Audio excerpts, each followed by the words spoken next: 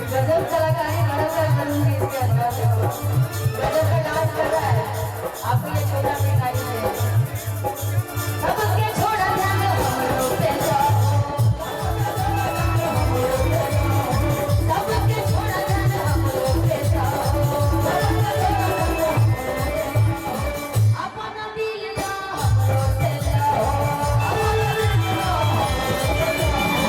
अपना दिल ना हम लोग पे जाने खाती दिल बेकरार कि ये जाने खाती दिल बेकरार ये पक्का वायरल हो गई यूट्यूब पर कि अरे हो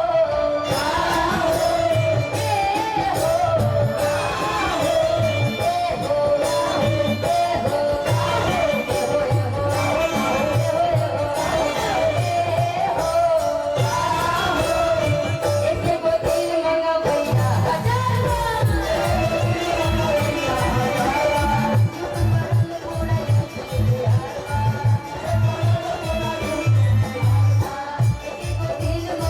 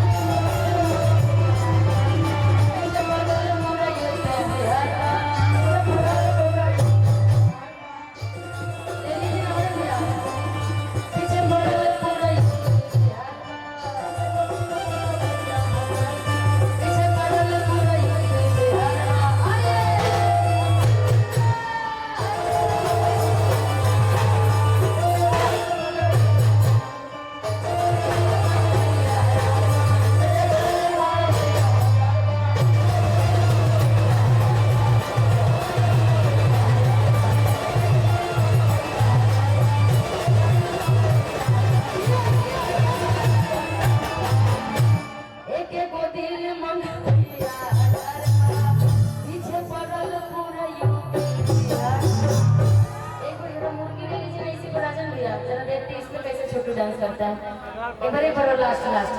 इसी प्रकार लास्ट करेंगे एक एक को तिल मंगा भैया हजार पीछे पड़ल पूरा यूपी बिहार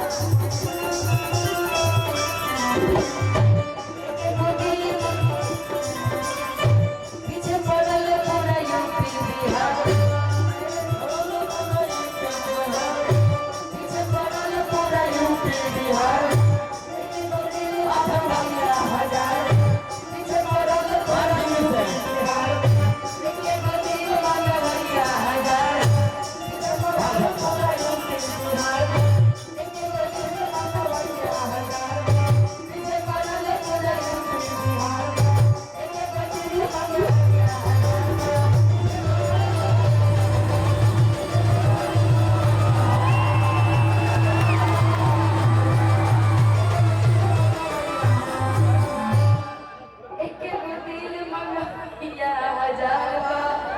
पीछे पड़ल पूरा यूपी बिहार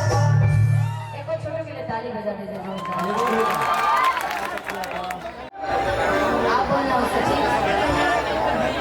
घराने वाले देखो एक एक गोतिल मंगो भैया हजार पीछे पड़ल पूरा यूपी बिहार बाबू हारना मत ठीक तुम यूपी के शेर हो एक बार इसके लिए ताली बजा दीजिए तुम्हारे साथ ये 3 लड़कियां हैं सब तुम्हारे साथ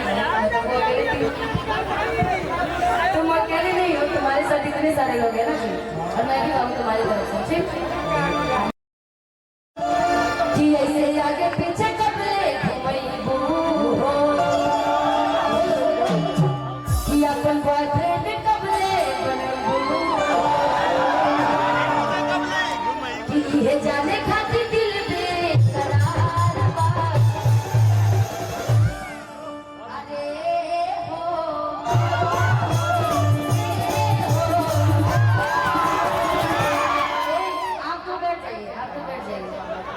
यूपी वाली बैठ जाएगी